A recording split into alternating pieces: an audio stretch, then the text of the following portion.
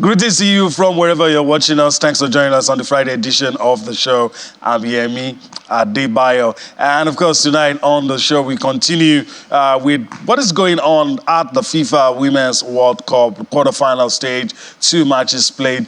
Today, we'll continue with our review and preview of matches played, matches to be played. Of course, we'll also take a look at what is happening on the domestic scene. The English Premier League, the new season has started. Manchester City have taken off from where they left it off last season. We'll be talking about all of that, all for you. And of course, it's a 2-man show. My colleague, Austin Okon-Akpan, is suited and ready. And of course, we're taking this trip together. What a greetings to you, Yemi, and of course, everyone joining us on the show tonight. So much going on. The Premier League is back, and Erling Haaland has continued from where he stopped last season. Oh boy, he's on fire. A brace already as Burnley go down 2-0 at home. Now they are really tasting the baptism of fire, Yemi. Oh, yeah, that's it. Very interesting times ahead. Let's quickly introduce our partner in the Lagos studio. And of course, just to let you know that our colleague Cecilia Morogbe will be joining us when we begin that segment where we talk about the FIFA Women's World Cup. But first, let's just quickly introduce our partner in the Lagos studio. Shegun Fisnek joins us now. Shegun, greetings to you. Thanks for braving the odds to be here today. Yeah, I wasn't going to come here, but it's good to be back here. And we had a good laugh before the show started. Let me not say beyond that. After the show, we'll continue the definitely. We'll continue the laugh. Yeah, it's good to be back here. And the English Premier League is back. Of course, the FIFA Women's World Cup is on. And this is something we're discussing about. I know I can tell that Mr. Austin is biting his lips. He can't wait to talk about English Premier League. Obviously. But we'll say that for last. All right, let's go to that segment where we talk about the FIFA Women's World Cup. And of course, just to let you know that it is brought to you by Stanbic IBTC, the official insurance partner of the Super Falcons. And of course, we start off with what happened today. And I'm always thanking God I'm not a gambling person. I'll lose money. I was rooting for the Netherlands. They're out. And if there was ever a team that I thought would win this tournament, I thought the Orange Ladies had a shout. They're out. Then again, Japan, they're out as well. I would have lost money, but I'm not a betting person, so I'm safe. Today's quarterfinal results, Spain edged out the Netherlands 2-1, and Japan, surprise, surprise. A lot of people have been comparing them with the 2011 team that won the championship. But again, they lost the penalty, lost some chances, and the Swedes, took over and won. So these are the results for today. But quickly, let me go to Austin quickly and get his thoughts on this one. I've already told you where my mind was. I lost on both counts. I don't know if it was the same for you. Not exactly. The Netherlands, yes, they were showing promise, but I keep talking about what Spain has done for women's football and why we shouldn't take our eyes off Spain. And I think in their last game, before getting here, they proved the point. They actually showed us that they want to compete for the title, and if you take a look at Spain and the Netherlands, not much difference in terms of, world ranking for women's football. But with Sweden and Japan, I understand why people were giving so much respect to Japan. Former world champions play attacking football and all of that, but you can't take it off Sweden and women's football at every level. Is it club football level, national team level? They're ranked better than Japan. They held their grounds against the United States of America to go all the way. They've reached where they are now, and they will just keep doing what they have to do to advance at the competition. So shout out to Sweden. I knew that they were going to, come out real tactical against Japan, and it was going to be a game of if you create chances, take them. Japan didn't take the chances that came their way, and that's why they will be packing their load out of the competition. But in all, we should give respect to Spain, and the resilience that they showed, particularly against a very decent Netherlands side. Look, it's women's football, and I always say that it is changing. We listened to Sarina Wiegman right after England's narrow win over Nigeria. As I said, gone are the days where you think that, it's because this is this team and they're going to do just fine. Go ask the United States of America. They're still asking questions that what happened because of the kind of team that they had, quality, the experience, and then it just all changed at this World Cup in Australia and New Zealand, and I love it so much. A shout out to every one of these, women's team that has given us a competitive competition and not making it be as predictable as persons would have been expected. Let's listen to the coach of the Netherlands, Coach Andres Jonker. She's been commenting right after that defeat to Spain. The lineup was very surprising. We have prepared a lineup we supposed it would be, but there were many changes in the team. So we had another lineup planned, and the coach took other decisions than we expected him to take. It didn't surprise us at all in the match because we knew the players that came in and we knew how they would play. So there was no problem for us. But we expected another starting 11. Spain was clearly the better team. We have to be honest about it. They had the chances. We had just one lucky ball. It could go in the goal. We were not really in the game. And I think the second half and the extensions of the match, we were there as well. Then it was a match. Yeah, but then it was already too late. And just to set the record straight, I used she. No, it's he, Coach Andres Yonkers. He's been reacting right after that defeat to Spain. Ken, let me go to the Lagos studio. Shegun Vincent, it surprised galore at the FIFA Women's World Cup. Any surprising result for you? Yeah, the quarterfinal game today, I was shocked that Japan were out. In fact, Sweden scored 2 goals, and I think it was one of the took me over an eye. They didn't know what was going on, and then somehow Japan had to come back to be able to get a goal, probably, and I think the second half or so before they could get their stuff together. And I believe that this is the first time we're going to have a new winner because the old winners are all out. Japan, USA, Brazil, all of them, they're all out. So this is a sign for a new redemption. And like you spoke about Spain, yeah, I think earlier on when this World Cup started, I think I spoke about Spain, me and Yemi also, and Yemi. We spoke about the Spanish national team, and now I think they have 8 players that play for the same club.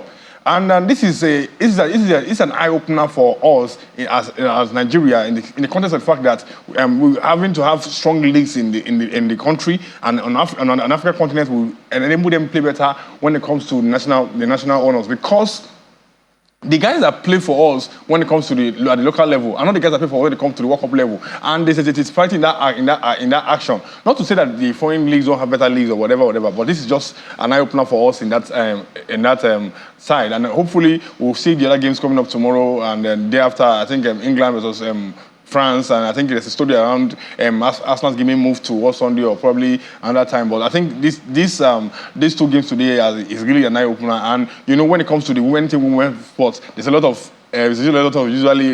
changes here and there, even in tennis, in football now. And now us having a new winner is really, really a good step in the right direction. That there's no more dominant force. There's dominant force, or there's no more my in football anymore, like people on the street will say. So I believe that this is a step in the right direction. All right, I agree. It's a step in the right direction. All right, it's time to bring our colleague Cecilia Morogwe into the fray. Greetings to you, Cecilia. Thanks for joining us once again. Let me just throw this at you quickly. Your thoughts on the 2 matches played today? Good evening, Yemi. Good evening, Austin. But from here, it's good morning from Australia, Sydney. For the games today, I think it was shocking for most people. When you look at Japan, what they've done through the 4 matches they played before now, they've scored 14 goals. So you're looking at a team like that to score more goals. For them to have been going 2 goals behind before they managed to even pull 1 back, and that game ended 2-1, was shocking for me because if you remember Tokyo, the last Olympics hosted by Japan, I mean, it was Sweden that took them out at this particular stage, quarterfinals. So you expect it to be more like a revenge. I mean, having won the championship, the last time, the best performance was 2011 when they won that World Cup, the first Asian country to do that, and only also. And they were only the former champions that were left. So we're thinking, okay, Japan is still here, so we might continue with the run of it. But at the end of the day, now they're out, and you're going to be looking at having a new champions crowned on August 20th when the final is being played. For Spain, I mean, I won't put it past the Spaniard because the way they've set up consequently, the way they set up in this particular tournament, apart from that loss they suffered in their last group game, they happen to be the only team that finished second. They're still in this tournament. Most of the teams that are left were the ones that topped their group. So Spain knew what they wanted in this particular game and they went for it and they got it. But for me, I think the most shocking result was Japan and Sweden. Even at the time that Sweden were still leading 2-0, I still had the feeling that the Japanese will come back and score. And yes, they did. But the last 10 minutes, the penalty miss and everything, I think, should I use the word, it just wasn't their day. I mean, this is the word we use so much, right? So much these days because of what happened to the Super Falcons of Nigeria.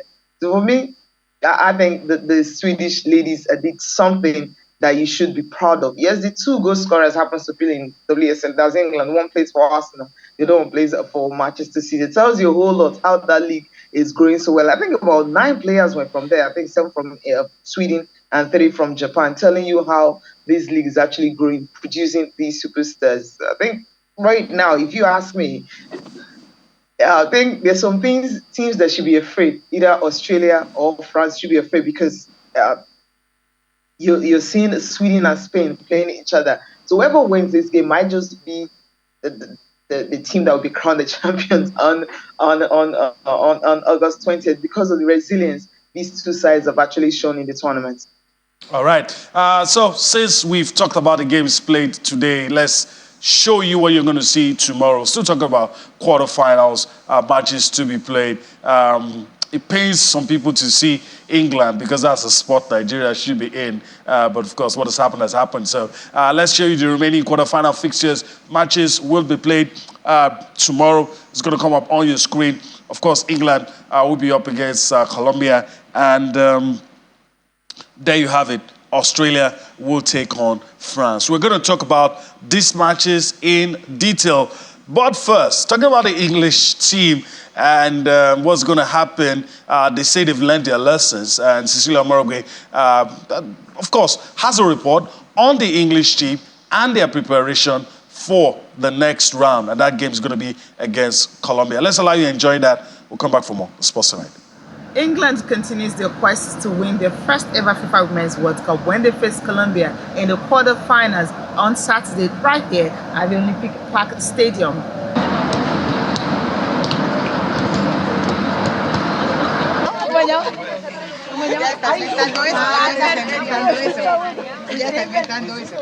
While the Colombians are relaxed ahead of the game, not so much for England.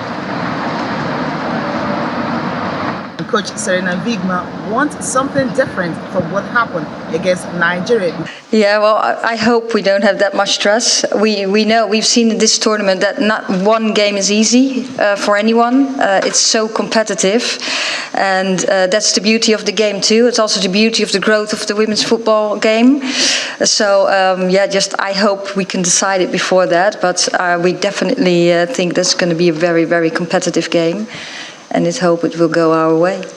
Of course, as a team, we really research and look at the other team. We want to be prepared in terms of what the strengths are of Colombia, and we recognise them as a very, very, very good team. I think they've shown that throughout the tournament so far, and some of the players that you've mentioned, but in their attacking lines, but also I think all over the pitch, they have some very, very strong players, and we will be going out there to put in a very strong performance. Colombia reached the last 8 for the first time with a 1-0 win over Jamaica. England are undefeated at the tournament and have only conceded 1 goal in 4 matches. The winner of this game will be facing the winner between France and Australia for a place in the final. From the Olympic Park Stadium right here in Sydney, Cecilia Mongo for Channels Television News. All right, a nice one there from our own Cecilia Morogwe. So talking about quarterfinal fixtures, Shegun, let me come to you and get your thoughts quickly. And, you know, Australia, France, England, Colombia, take your pick. This is a tough one. I feel like Australia have been outstanding in the World Cup, France are outstanding in the World Cup. England, I think France, I think they won all their games up to this point, from the group stage, even England to They had a draw? stage. Yeah, I think they had one draw. Yeah, England to had and what happened against Nigeria, it took a penalty. Penalty is anybody's game, and you can't undermine the Australian side. They came first in their group. Colombia too, a team on the uprising, doing a lot of BT and there. I think they won a couple of games. Of course, for them to get to this point in time, you have to give them their flowers. I'll still stick with technically the household names. I'll stick with England for the Colombian game, and I'm going to go with Australia for the France game. But you must give your thoughts too. For my thoughts, I don't know. I'll go with France, since Shegun is asking. I'll go with France. England, Colombia, I think the English. Well, talking about the England team, of course, they say they've learned their lessons. They say, look, there's more to come. We're better than what we showed against Nigeria. And so they've been talking about it. Let's listen to one of the key players talk about it, and we'll continue with the show. Well, of course, we have a squad of 23. And as we have faced a player who we missed in a game, and then she came back, and now we miss another player, and we know how we want to fill in that position. So it's just a team effort, and we support each other, and we fill in places that come free. What she did was wrong, and she knows it was wrong, and she apologized for it publicly. And now she faces the consequences of those. And as a team, we stick together and we stand behind her in that. And she will support the team, absolutely. Colombia has done very well. They're a strong team. They're very together. As we see, they're physical strong with some powerful players. And I think they want to get the ball to their attacking players because they're unpredictable and good. We really research and look at the other team. We want to be prepared in terms of what the strengths are of Colombia, and we recognise them as a very, very, very good team. I think they've shown that throughout the tournament so far, and some of the players that you've mentioned, but in their attacking lines, but also I think all over the pitch they have some very, very strong players, and we will be going out there to put in a very strong performance. All right, English team preparing for the next game against Colombia. I'm very sure Austin has his take on the two matches as well. Austin. Yeah, it's going to be a very interesting, matchup between England and Colombia. And if you listen to the English team at that presser, they're saying everything that you would want to hear. They're monitoring their opponents. They know their opponents. They'll be able to read the threats that can come from their opponents, which is very, very important. And remember, that's part of what I said about Team Nigeria. They didn't read the English team enough to know what to do, particularly in utilizing that woman advantage when Lauren James was shown the red card. So with Sarina Wiegman and this team, particularly with reactions that we're getting right here in England, they're pretty optimistic. They know and they've accepted that it was daylight robbery against Nigeria, but they are so confident that for them to get to this stage, they can beat Colombia and make it to the semis. And there's just something about this English team. If they make it to the semis, look at them closely. I think we're likely going to get the sort of results that we got today with Spain, creating an upset. And of course, the other game between Sweden and Japan, which I cannot call an upset, but a very tight contest. I don't know if any of the games tomorrow will get into extra time the way we saw in the Spain matchup against the Netherlands. But it's going to be a beautiful game of football, particularly that one between Australia and France. There will be so much in it for the hosts that they will come out, give everything that they can give. And the French side also a very decent side. If you take a look at these four teams that will play tomorrow, they really worked to get to where they are. Take Colombia, for instance. They created the major upset at this Women's World Cup when they beat Germany and sent Germany, out of the competition. So I think tomorrow's matchup will really get us talking.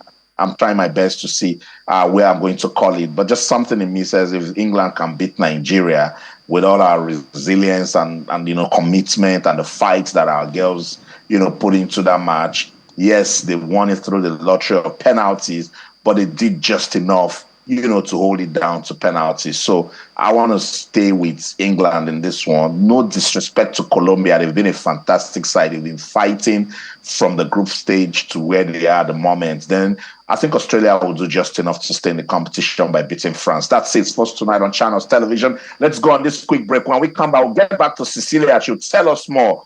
Don't go anywhere. Stay.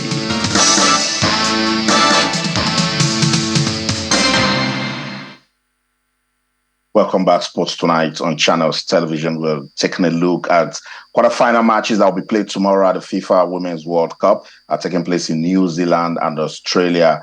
We're talking about Colombia and their next matchup at the World Cup, the quarterfinal stage. England will take on Colombia, while Australia will entertain France. Cecilia, I'm just taking a look at their round of 16 fixtures, and in football, you're as good as your last game. Colombia, they dug deep to beat a very stubborn Jamaica side 1-0. And I keep saying it, that if you can win a football match 1-0, then that's a good show of character. While Australia, that was a very tricky game against Denmark. They won 2-0. So if you take a look at where they're coming with their round of 16 matches, what do you think will do just enough to get to the next round?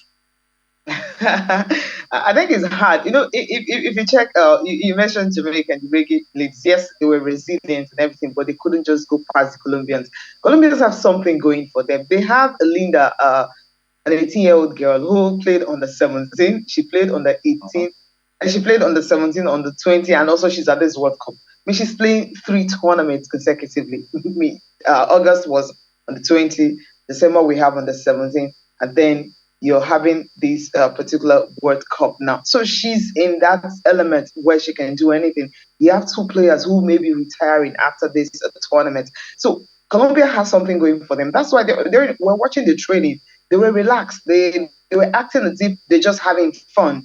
To them, reaching this stage is already a record. They've never been to the quarterfinals before. So facing England, they're going to go into this game relaxed. And a team like that has nothing to lose and nothing to fear, the most difficult to beat. But there's something England has shown us in this tournament. They may not be clicking. They may not be playing so well. Yes, barring the 6-1 win over China. Let's take that aside. But if you check, they not click so well. Serena Wigman is coming into this tournament. She didn't have her key players. She entered the tournament also. She also didn't have her key players because of injuries. And now Lauren James, of course, she's out. And then you've seen a coach who could actually put a team together. No, even if she has not had full complement of her 23 squad that came into this tournament, she's been able to put that team together. So the fact that they won European Championships, European Championships, have given them that arrogance. You will say good arrogance, so to speak, that they can actually beat any team, even if they are not playing well. So when you see a team like that, they're also difficult to beat. That mentality England is having of, I can beat any team, even if I'm not playing well. Might play out well for them against Colombians, who've got literally nothing to lose. Then you're taking a look at France and Australia. Australia, for instance, when they didn't have Sam Kerr, yes, they lost to Nigeria. But after that shock loss to Nigeria, what happened against the last group game that they played against Canada? They won 4-0 because they knew they needed to get into the round of 16. And then against Denmark, as you mentioned, a very tricky game. Sam Kerr came in 10 minutes to the end of the game. She didn't really do much. And now she's facing that late fitness test again. She may not play the game against France because the coach is still trying to manage her.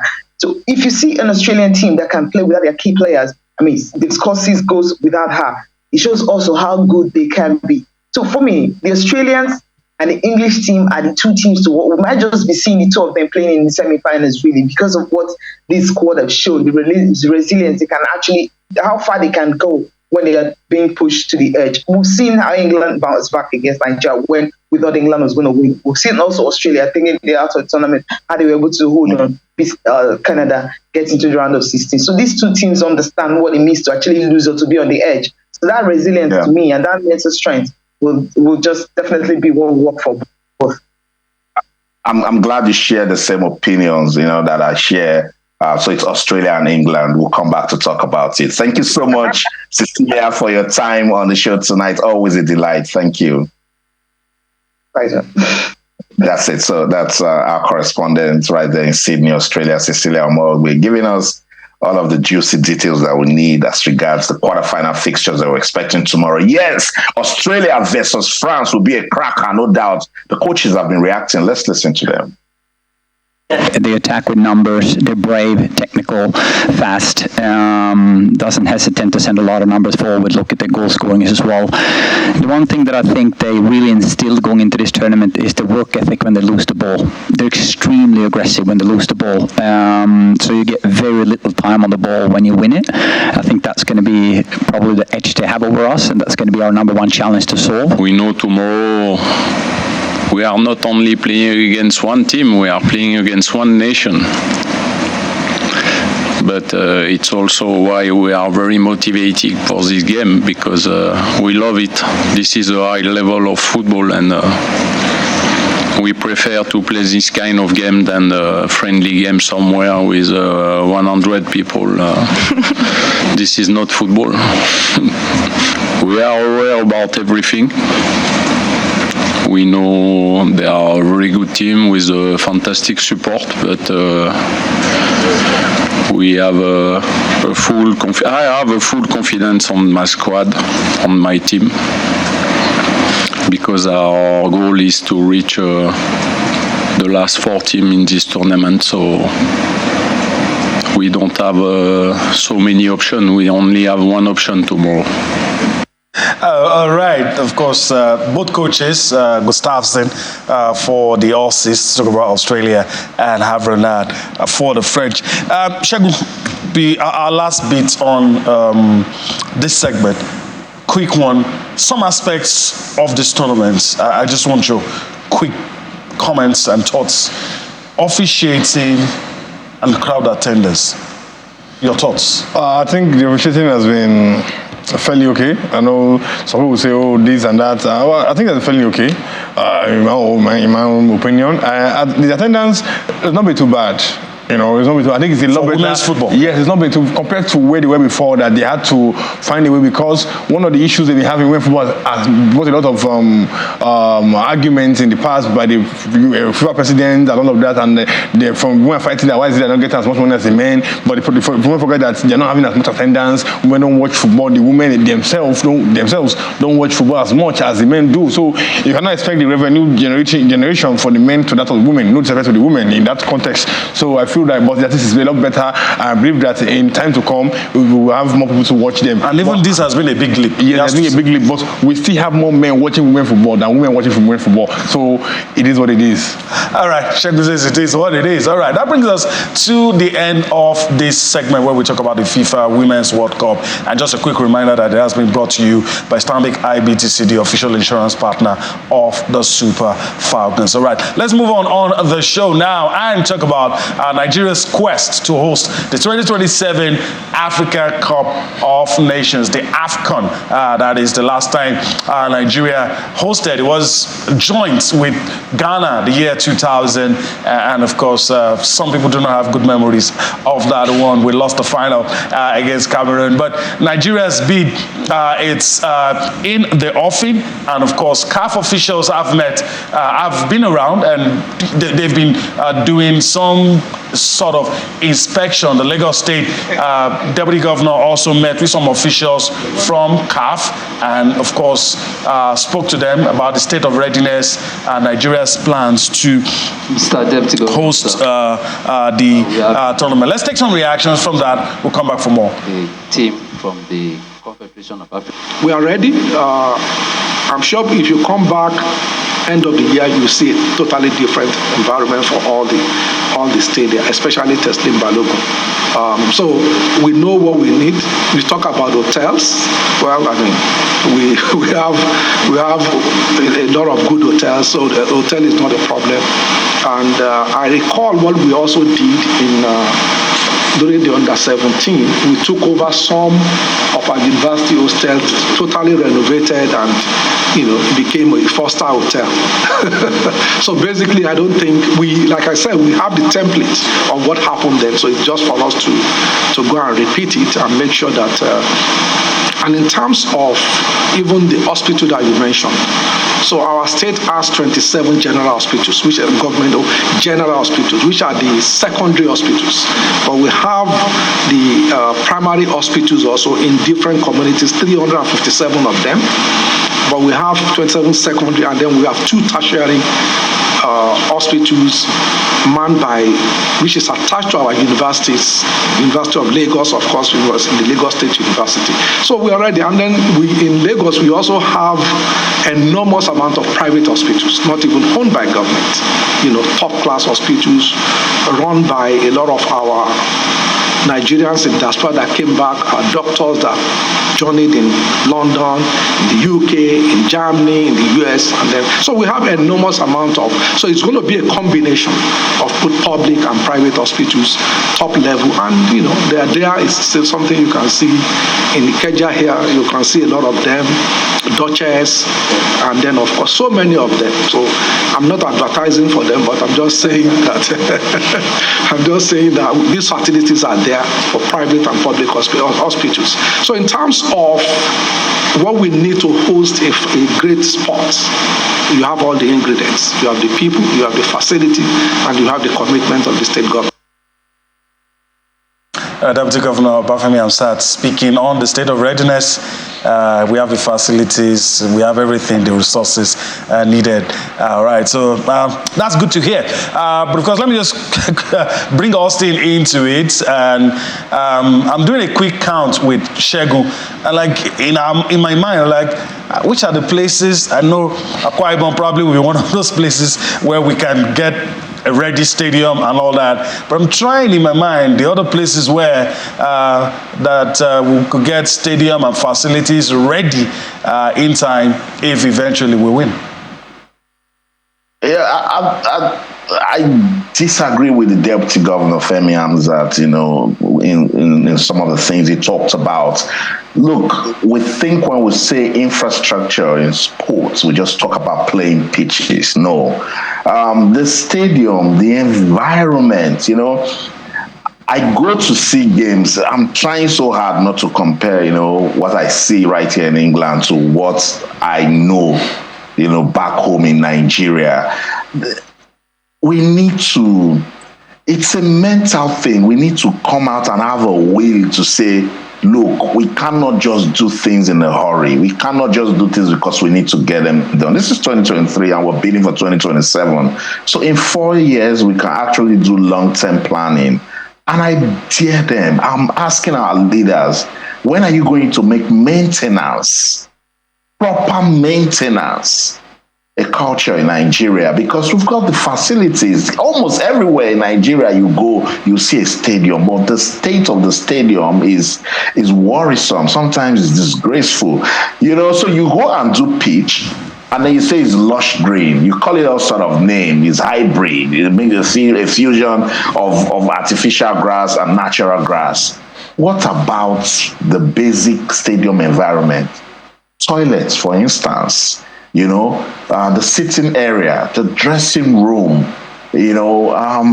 hospitality. The stadium is somewhere you go and you have a real match experience even before the real action on the pitch. Those are the things we should start considering, You mentioned that we can easily call the Godswill Akpabio Stadium, but if you take a look at that stadium, it's crying, begging for maintenance.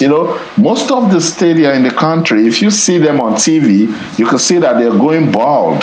Why? Because sometimes they're not just only used for sports. It's also the venue for political rallies. It's also the venue for some Christian and religious gatherings. That's not what you should be using your stadium for. Burna Boy just hosted his concert at Wizkid just hosted his concert at Tottenham Stadium. Yemi, they take off everything. They will transform that place. You will not believe that it's White Hart Lane. That's because they understand the level of work that they've put into maintaining that pitch, and it holds top-class football. So for 2027, they should all come together and now list the states that have got good facilities and get into proper work. Let it be top class. Let it look good. Don't design it for just CAF officials to come and have the look. It looks good for the competition. And right after the competition, we have our hands back on our cheeks. So I wish them all the best. It's good to see Nigeria host the AFCON again. The fans will love it. The last time was in 2000 for a country as big as Nigeria. That shouldn't be the case. I agree with you. That shouldn't be the case. And Trust me, Austin, there's nothing to add to what you have said. I was about to ask Shegun, but with all you've said, there's nothing to add. Is good enough. All right, let's go on and talk about the English Premier League. And the English Premier League, I'm very sure Austin will tell us what is going on right about now. But first, let's look at what's going to happen tomorrow and on Sunday. Arsenal will take on Nottingham Forest. Bournemouth will take on West Ham. Brighton, Hove Albion will take on newly promoted Luton Town. Everton will take on Fulham. These fixtures are for Saturday. And so let's quickly flip. Still talking about Saturday. Sheffield United will take on Crystal Palace. Newcastle United will take on Aston Villa. All right, let's move over to Sunday, where we have the big one that everybody's been talking about. And of course, there's a player in the center of this one, Moses Caicedo. In the story, we'll talk about Liverpool and Chelsea. Everybody's been talking about that game. It's going to be played on Sunday, and that player has been in the center of everything. Shegun, quickly, let's talk about what you hope to see. And I think Manchester City, we'll talk about Manchester City later on, but they've set the tone. But the fixtures you have on screen, which one jumps at you? Or you want to go straight and say Liverpool-Chelsea? Of course, Liverpool-Chelsea, that will be the first game. And then, of course, the first game of the weekend. So not today's game, the one for tomorrow. Yeah. Arsenal, Nottingham Forest. Remember the last game? Nottingham Forest. Inflicted pain. And Nottingham Forest also needed the point to stay abreast. They got to win. So Arsenal are playing at the Emirates. So hopefully, I think it's going to be a win for Arsenal. Arsenal reinforced their side, got done good enough business for them. Hopefully, I heard some people say that they've won the interval window. You can't say they've won. They've done the business early. Getting the quote-unquote the best players for the positions, but you cannot say they won until the end of the season when you rate their performance as compared to when you bought them, how much you bought them. So I think for now that will be my own take. I think Newcastle, that's another side to watch for the season. They've gotten a lot of Tonali, they'll be playing in the Champions League, which might be a burden. Also for Arsenal, so we don't know how they will match in that context. Right. Man U, we're going to have Man U play. Onana is injured. From what I heard, I don't know if it's going to be able to fit in for that game. The City game, and Liverpool too. There's a Chelsea, Liverpool and Chelsea with the Moise Caicedo. I think Liverpool bid earlier today a bid of 111 million. So probably maybe the club accepted. The player says he wants to go to Chelsea. Maybe we start playing tomorrow. We'll sign you for maybe 200 million. I think we need to sign you very on time. All right. We can go on and on, but let's listen to Mikel Arteta, and of course we'll come back for more sports tonight. I think it's a new challenge, new opportunity. Very fresh to start again, and very excited as well to play at home the first game, which it's been a while. At the moment, we are not planning to do anything, but the window obviously is very unpredictable. Things can happen, things that probably we don't wish. So at the moment, we are happy with what we've got. Tomorrow, we're going to have to play better and deserve more. It's a team that is extremely well organized, and what they've done last season, especially the way they started and how they adapted to the league and their qualities is remarkable. So they've done really well. It raises the confidence and the trust level of everybody that we can do, but understanding as well that there are a lot of things that we must do better, that we can still play much better, and that the first game is going to be a completely different story, very different context, and that we're going to have to be really ready for that. All right, that's it, Mikel Arteta, speaking ahead of that game. All right, let me yield back to Austin. Austin will tell us what's going on with Manchester City and Burnley. And of course, we're pressed for time, as usual. What's happening with Manchester City, Burnley, and your take, Liverpool, Chelsea? Timeline of events in that game between Burnley and Manchester City. Burnley got into the second half with revived vigor. They wanted to fight, and they started fighting. They said, well, if they're to go down, they should go down honorably. And then in the 75th minute, it got really heated. Pep Guardiola was shown a yellow card. 76th minute, 1 minute later, Rodri scored the third goal. So it's Burnley 0, Manchester City 3. And what a season we're having already. What a way to start. It's Super Sunday. Liverpool taking on Chelsea. That's a game that is very, very difficult to call, particularly that the season is just starting. But I'm waiting to see how Arsenal will approach that game against Nottingham Forest. Remember, they have unfinished business. When the Gunners really needed to win to keep their title chase alive, it was Forest that stopped them. That's the show. In London, I'm Austin Okonakwan. In everything you do, remember, keep talking sports. Bye for now. All right, that's a wrap on the show. But before I go, I want to thank Segun Vincent for his time on the show today. Segun, thank you for showing up. You and the other dude had before the show started, we should continue the conversation. All right, I will let the cat out of the bag. I want to thank you for allowing us into your homes without locking the door. We appreciate it. Enjoy your weekend. We'll see you again next week. I'm Amy Adebayo. Bye-bye now.